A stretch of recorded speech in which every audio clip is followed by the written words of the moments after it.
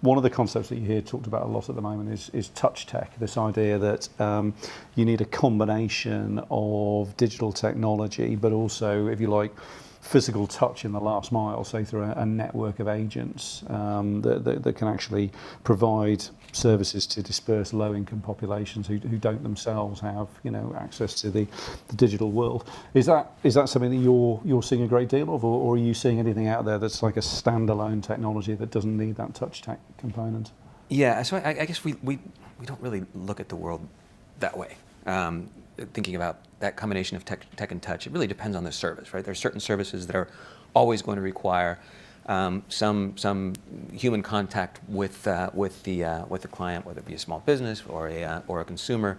But I think the opportunity that fintech brings to expanding access to financial services for underserved consumers and businesses is exactly what Nadeem said. It's about leveraging technology to drive efficiency, to lower costs in certain parts of the business process itself. Mm-hmm.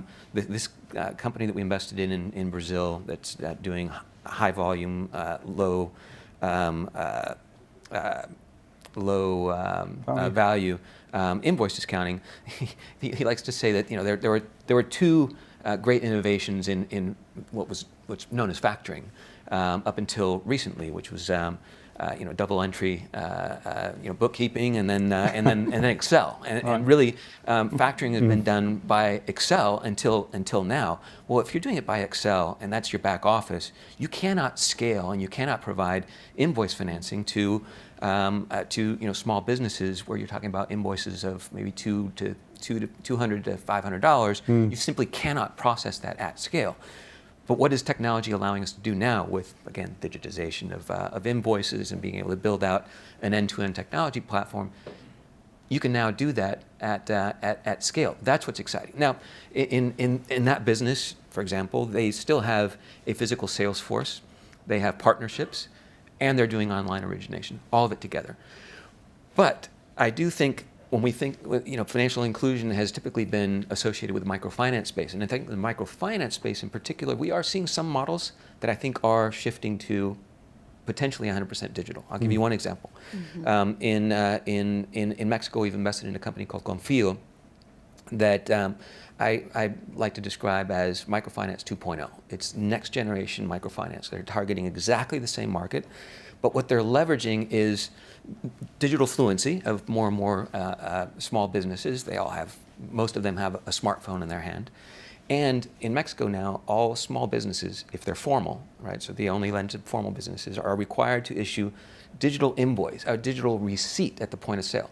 And that is discoverable through the tax authority. You can go in and discover that information. So it doesn't matter what the potential client says they sell, we can actually see that, and we can see it in real time. Mm-hmm.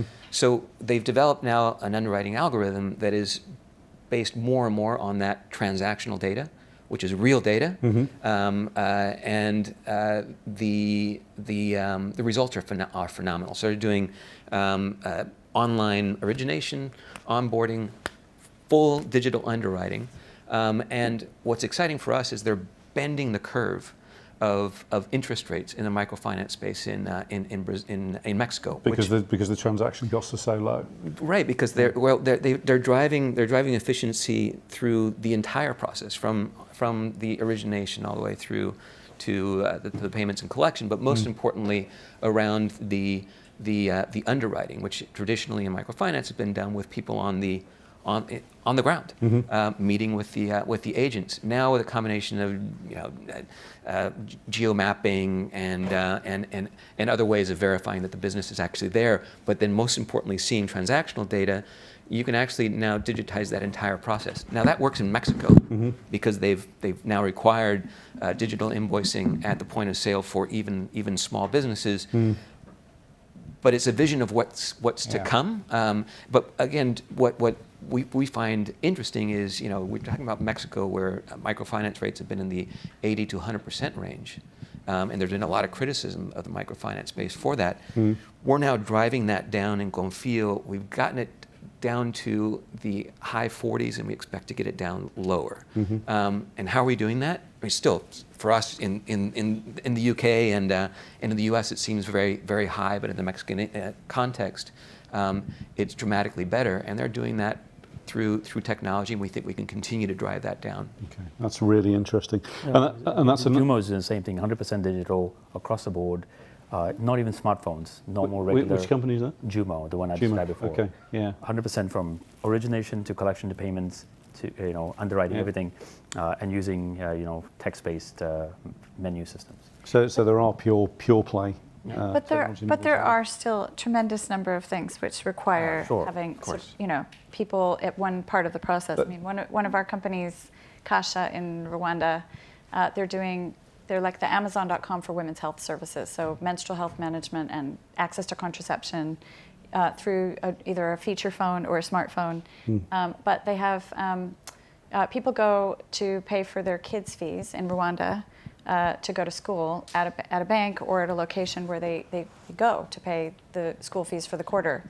And they're bundling now access to a kit for the girl into the school fees to get access to menstrual health management. But somebody goes with their cash, usually too. In their case, they're doing a deal with the Bank of Kigali. They bring their cash to that bank. There is a high trust relationship there. And that's also a place where they can learn about what the product is. Now, if somebody's already able to do that all through a feature phone or a smartphone, great. But I think there's absolutely roles where it is this combination of the human factor and the tech side.